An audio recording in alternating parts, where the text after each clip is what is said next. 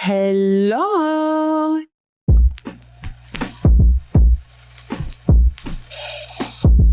İçimin mimarına hoş geldiniz. Bugün yılbaşı ve içimden böyle konuşma isteği geldiği için ben de hemen kameraya bastım, konuşuyorum valla. Ve gerçekten böyle içimden geldiği şekilde konuşmayı da çok seviyorum. Böyle bir alan açtım 2024'te. Bundan dolayı da çok mutluyum. Umarım size de bu alan iyi gelir, beni dinlemek iyi geliyordur diye umuyorum. Burada küçük bir dünyam oluştu, ve yorumlarınızı okuyorum. Sizlerle bir arada olmak, sizlerle olmak, o güzel yorumlarınıza şahit olmak beni çok mutlu ediyor. O yüzden de böyle bir alan açtığım için de mutlu olduğumu hissediyorum. Bunu da şu an paylaşmak istedim. Size harika bir yıl diliyorum. Gerçekten içinizde aşkı, sevgiyi hissettiğiniz ve hissettirildiğiniz her ana dönüştüğünüz inancınızla eski inanç sisteminizi yeni inanç sistemimizde kolaylıkla dönüştürdüğünüz bir yıl olsun. Bu yıl beni çok heyecanlandırıyor, bilmiyorum. Hem hislerim öyle, hem okuduklarım öyle. Bence çok güzel bir yıl geliyor dönüşmek ve tamamlanmak için. 2025 rakamlarını topladığımızda 9 yapıyor ve bu tamamlanma yılıymış. O yüzden bence güzellikler gerçekten geliyor. Neye inanırsak, nasıl inanırsak ben öyle olduğuna inananlardanım ve bunu deneyimleyenlerdenim. O yüzden çok çok önemli. Sizleri çok sevdiğimi de söylemek istiyorum. İyi ki varsın. Burada seninle birlikte olmaktan çok büyük zevk alıyorum, mutluluk duyuyorum. Duyguluyum. Biraz daha 2024'ü arkada bıraktık ve ben tamamen yarım kalan işlerime odaklandım şu son 2 gündür. Ve biliyor musunuz? Belki her gün bir 200 saat uyudum. Çünkü içten gelen bir şey var ve bitirmem gereken bir proje vardı çizimle alakalı. Öyle olunca uyku gözümde olmuyor. Üniversite zamanlarım da öyleydi. Bence bu gerçekten içten gelen bir şey olduğunda enerji geldiğini düşünüyorum bize.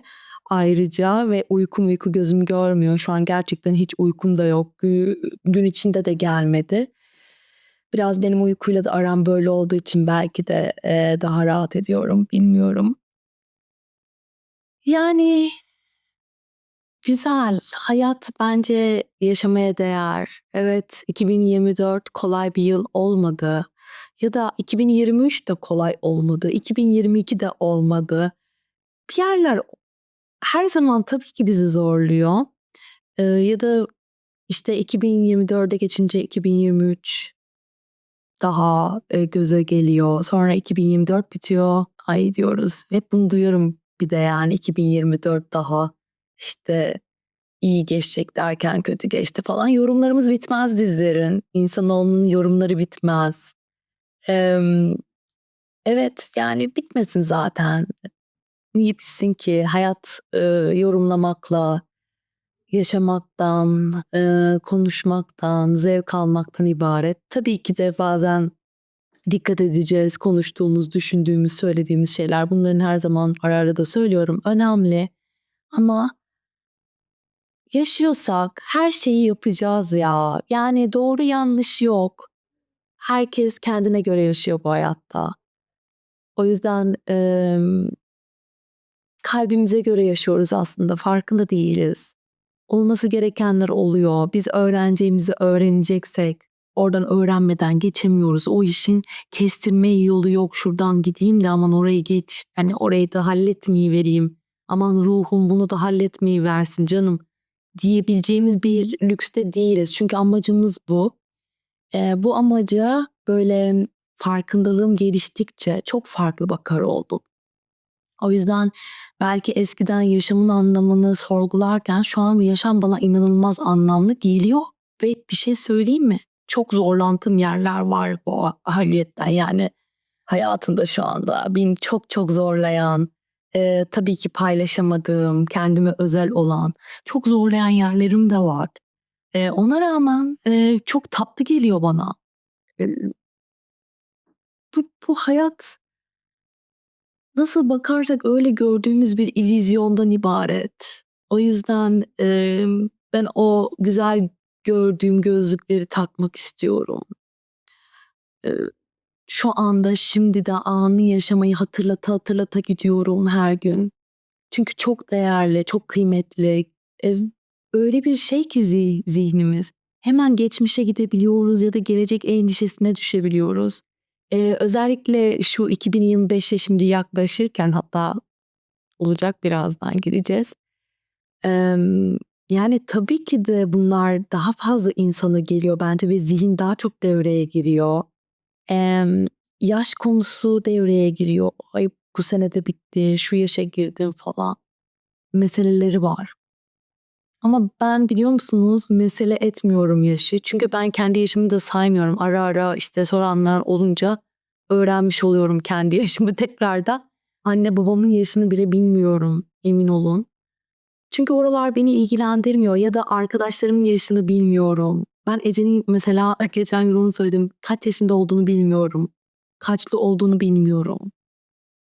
Orası beni ilgilendirmiyor. Küçük, büyük, neye göre, kime göre? Yani biz bu işe eğer ruh meselesi diyorsak neye göre, kime göre, gidiyoruz bu hayatta? Yani o yüzden bazı şeyler bence insanoğlunun, bizlerin, insanların koyduğu kurallar, ve biz o kurallara uymak için, çaba sarf ediyoruz. Belki de bazen maruz kalıyoruz. Eee, olmalı, olmamalı demiyorum, yanlış anlaşılmasın.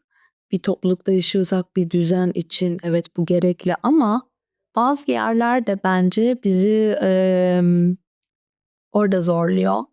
Orayı kaptırıveriyoruz kendimizi. Yani hayat o kadar her yerde denge denge diye gidiyor ki, o kadar dengede olmayı hatırlamamız gerekiyor ki. O yüzden belki de hayatıma şimdi yeniden meditasyonu tekrardan aldım. Bir ara böyle ara vermiştim. Çünkü çok yoğun dönemden geçtiğimde ona fırsatım kalmıyordu. Uyku daha değerli oluyor. Kalkamıyorum falan. Yeni bir düzene geçince insan ister istemez öyle şeyler yaşıyor. Ve şimdi yeni yılla beraber şöyle bir karar aldım. Meditasyonu gerçekten tekrar her gün hayatıma daha fazla alacağım. Çünkü merkezimi hatırlamak bana iyi geliyor.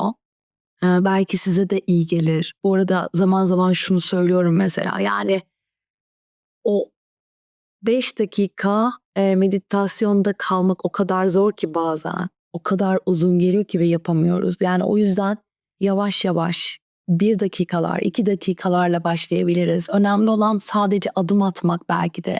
Belki de bu yılın konusu hepimiz için bu. Kolektifte bu var. O bazen adım atamama sebebimiz gözümüzde çok büyüttüğümüz, eee, bizim insanoğlunun koyduğu kavram olan zamanla alakalı. Bazen çok çabuk geçiyor, bazen hiç geçmiyor gibi gelen o zaman kavramı ya da, kendi illüzyonumuzdaki zor dediğimiz kalıplar, klasöre attığımız, zor klasörlerine attığımız düşünceler. O yüzden o adımları atmak o kadar zor oluyor ki. Onu atıversek o eşiği geçeceğiz aslında ama o kadar zor ki. Çok çok iyi anlıyorum. O yüzden bu sene cesaret diyorum. Hedeflerimiz küçük olsun. Küçük küçük ilerleyelim. Bir tane bir şeyle başlayalım. Yani kitap okumak bile bazen, ondan da uzaklaşıyorum. İşte dediğim gibi başka bir şey giriyor. Daha fazla kitap okuduğum dönem oluyor. Daha az okuduğum dönem oluyor. Ama bazen diyorum ki hani o bir sayfayı oku. O bir sayfayı okuduğunda kendini iyi hissedeceksin. Çünkü içimizde şöyle bir şey var. Yapmak istediğimiz şeyler var. Yaptığınızda mutlu olduğumuz şeyler var ve yapamadığımızda da mutsuz olduğumuz şeyler var. Onu çok iyi bilmemiz gerekiyor.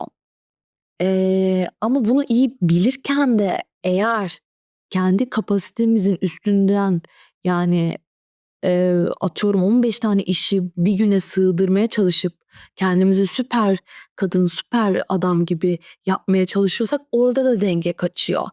O yüzden, bence denge çok çok önemli. Bu da bana da hatırlatıcı olsun diye özellikle bugün konuşma içinde isteği de varken hem de anlamlı bir gün. Birazdan 2025'e gireceğiz. Belki de Türkiye şu an giriyor. O yüzden çok kıymetli. Yani hatırlatmak, hatırlatıcı olmak ve sizin belki yazdığınız bir yorumla bana hatırlatan olmanız o kadar kıymetli ki. Çok mutluyum. Yani böyle bir şey yaptığım için çok mutluyum. Çünkü kendim için bir şey yaptım ve insanın kendi için bir şey yapması o kadar değerli ki. Eee, Değerler orada başlıyor işte. Çünkü şu soruyu sormak gerekiyor. Sen kendin için şu an bugün ne yaptın? Kendini mutlu hissetmek için ne yaptın? Geçenlerde sosyal medyadan tanıştığım çok tatlı bir arkadaş var. Ona da buradan selam olsun. Bana dedi ki sen nasıl kahve tek başına içiyorsun? Bunu birkaç kişi daha demişti tek başıma takılmamla alakalı. Hayatımdaki arkadaşlarımdan da duymuştum. Eee, O benim için o kadar anlamlı ki o yaptığım alan.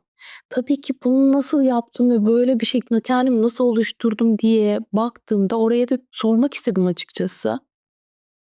Sanırım yalnız kalmam gerekiyordu. Yani o yalnızlığa itildim ben. Eee, O yalnızlıkta kendimi keşfetmem gerektiği için o kahve molaları, o kitabımı alıp kahvemi alıp işte kendi başıma çıkmak bana çok iyi geldi. Sonra orada şeyi keşfettim sanırım. Bu kendime verdiğim bir değer. Evet, kendimi özel hissediyorum bunu yaptığımda. Ve belki de bunu hissettiğimde bana çok iyi geldi. Onu da düşündüm. Bazen insansız yapamıyoruz, biliyorum. Ama o da denge. Yani herhalde şu an bugünün konusu, bu podcast'in konusu denge olacak. Bize denge olarak geldi. Nerelerde dengemiz kaçıyor? Oralara bir bakmamız lazım. İnsan ilişkilerinde anne babamızla olan, kardeşimizle olan, eşimizle olan, çocuğumuzla olan ve bunu dengelerken de eee, sert değil de iyi bir şekilde ele almak. Kendimizi hırpalamadan, başkasını hırpalamadan, bunun daha nasıl güzel ele alınabilir, kırmadan. Emm, Kırmamak çok önemli ama bazen kırmak da gerekiyor. O da bir denge. Sen kırıldığını düşünüyorsun. Belki evet karşı taraf kırılıyor ama onu güzel bir şekilde söylediğinizde, o geçiyor. Çünkü karşı taraf da onu anlıyor. Anlamak istiyorsa. Eğer yolunuzda o insanla yolculuğunuz devam etmeyecekse zaten sadece bir sebep olur ve giderler. O yüzden hayatımızdan bakıyorum da birçok insan gitti, birçok insan geldi. Böyle olması gerekiyor. Hepsi çok güzel şeyler öğretti ve gerçekten, beni belki konuşmadıklarım da dinleyecek bir gün ve gerçekten buradan tüm samimiyetimle şunu söylemek istiyorum. Hepinizi çok seviyorum. En canımı acıtan insan dahi düşündüğüm, o zaman affedemediğim, gerçekten çok seviyorum ve huzurluyum. Bunu belki söylemek de bana iyi geliyor içten bir şekilde olduğu için. Eee, Bilmiyorum. Hayat güzel, yaşamak güzel. O insanların bir görevi var. Çıkması gerekenler, gelmesi gerekenler, bazen senin kırman gerekenler. İster istemez yapabiliriz, istemeden kırabiliriz. Vardır. Ben de kırmışımdır, yapmışımdır. Emm, Kendimi törpülemek için çok zamanım oldu ve hâlâ daha törpülüyorum da bu arada. Yani o bitmiyor.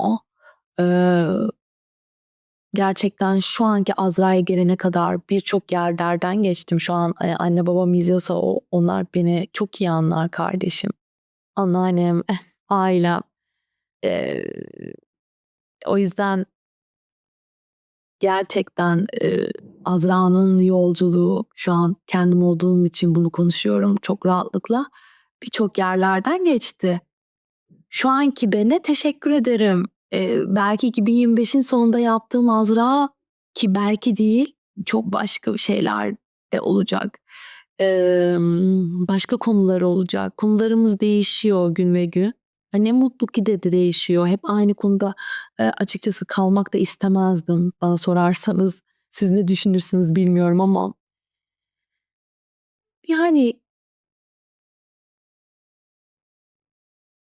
belki de o kabul etme eşiğini geçmek orasıydı kırılma noktam. Tabii ki de herkesi sevmek zorunda değiliz. Buradan bir de böyle bir yanlış anlaşılma olmasın. Gerçekten hani olmasını da istemem. Çünkü bir şeylerin zorunda olduğumuzu düşünmesini istemiyorum. Ben burada konuştuğum için bu benim düşüncelerim ve benim hissettiğim o an gelen. Ya zaten ben çok hoşlanmadığım ya da bana uymayan insanlarla çok vakit geçirmiyorum. Yani bu seviyorum sevmiyorumla alakalı değil. Benim zaten hayatımda olması gerektiği kadarlar. Bence bu da güzel bir şey. Bu herkes için öyle olmalı diye düşünüyorum ben bu arada. Eee, Ama onları sevmiyor değilim. Sadece o harmoni, uyum, birlikte geçirdiğimiz zaman, yani eğer orada akmıyorsa, gitmiyorsa, bir yere kadar gidiyorsa o kadardır. Ama bunu sevmemekle alakası yoktur. Bazen tabii ki emm, daha farklı insanlar da var. Şimdi çeşit çeşit konuya girdikçe laf sokanlar oluyor, işte ya da bir şey ima edenler oluyor. Eskiden buna çok daha farklı bakardım. Konuyu çok başka anlamışım ben. Dışarıda aramışım sebepleri hep. Tabii ki o zamanki ben ve bilincimle. Ama şimdi içimde aradığım için onun konusu dahi olmuyor. Bir de böyle kişiler de gelmiyor açıkçası. Yani o kişiler benim hayatımda yok. Ya burasının bir de bu yanı çok güzel. Onlar zaten yok. Çünkü onlar var olması için senin bir şeyleri var etmen gerekiyordu. İçinde sen bir şeyleri orada var ettin ki halletmen gereken şeyler olduğu için onlar senin hayatına, senin illüzyonuna geldiler, rollerini oynadılar. O yüzden eee, ben onlara neden kızayım şimdi bu kafada, bu bilinçte, bu? Ben kızmıyorum. Bilmiyorum, o zamanki kızdığım, üzüldüğüm insanlara şu an kızmamak inanılmaz hafifletiyor.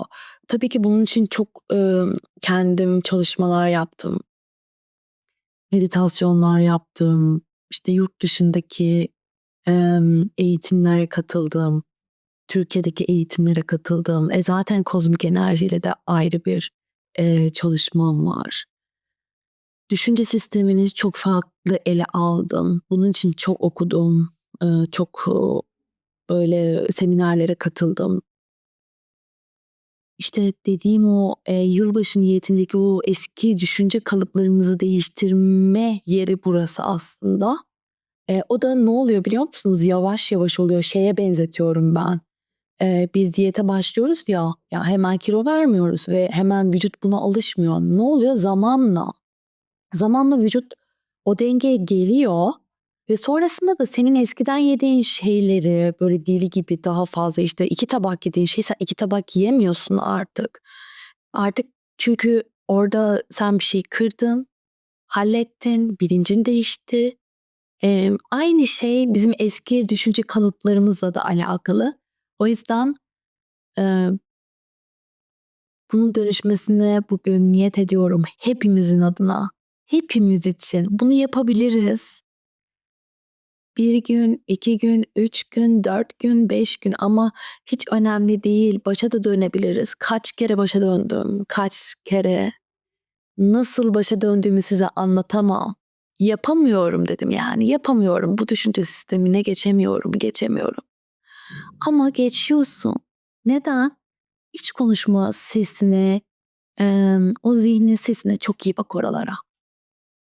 Oraları her gün yediğin içtiğin gibi baktığında Yani aslında zihnine diyet yaptığında oralarda dönüşüyor.